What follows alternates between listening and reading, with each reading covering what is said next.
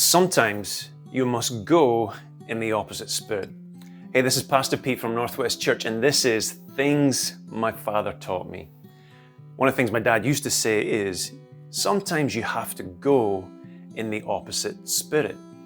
Now, for the last couple of weeks, I've actually been talking about how to break the poverty spirit. And the poverty spirit is such a powerful thing in so many of our lives.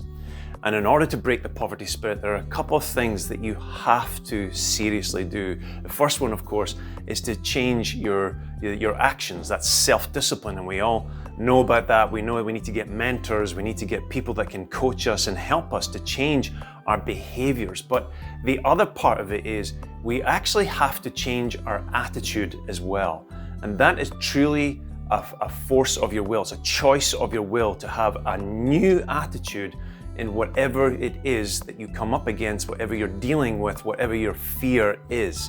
Now, attitudes, listen to this, attitudes are actually born out of past experiences. They're born out of past experiences. What does that mean? Well, you can have a good attitude and you can have a bad attitude. These are not just things that are created in a vacuum, but they're usually born out of past experiences. So if you've had very bad past experiences, then you tend to have an attitude and formulate an attitude in your life. So if anything in your present day comes up to the surface or comes up in your life right now, then you are more likely to have a bad attitude towards that present experience because you've had many experiences about that. Attitudes are so powerful that they actually control our heart. They control our emotions and how we feel about things, where we're not making a conscious choice to feel about something. We're making an unconscious choice, a subconscious choice, and those feelings are coming to our surface and they're controlling what our actions are.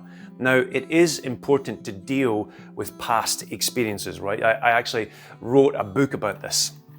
You can get this at, it's called Becoming Unstuck, and you can get this at becomingunstuckbook.com, or you can go to Amazon, and it's all about trying to deal with past experiences. And past experiences have very powerful, has a very powerful way of controlling our actions today. Now, you can deal with those past experiences, you can move past them, you can become unstuck, very, very important, but there's also something else that we have to do. You actually have to deal with recurring attitudes to whatever challenges, difficulties, or fears actually come your way. It's very easy to actually go back to your natural default. It's easy to go back to your natural attitude, emotion, or reaction to whatever comes up in your life. Jesus actually addressed this in Matthew chapter 5, I believe he said. He said to love your enemies. He said to bless those that curse you, to do good to those that hate you, and what was the last one?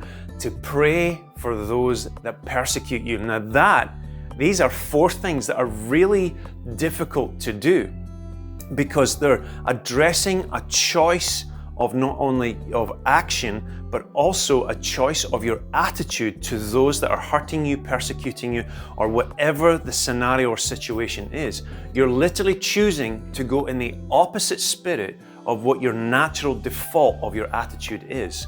Something that is so important that you must do is you have to choose to go in the opposite spirit. I want to encourage you today to think about that really deeply.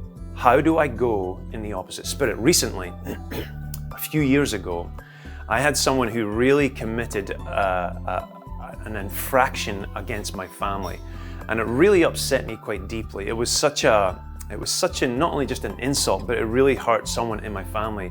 And I was losing sleep over it. I was mad at the person, I was upset at the person. The injustice was really deep in my soul.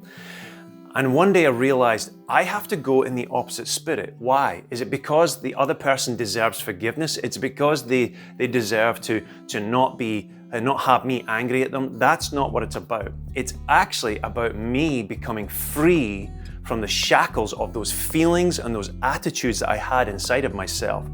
Going in the opposite spirit is more about you becoming free from a spirit of poverty than it is about letting the other person go.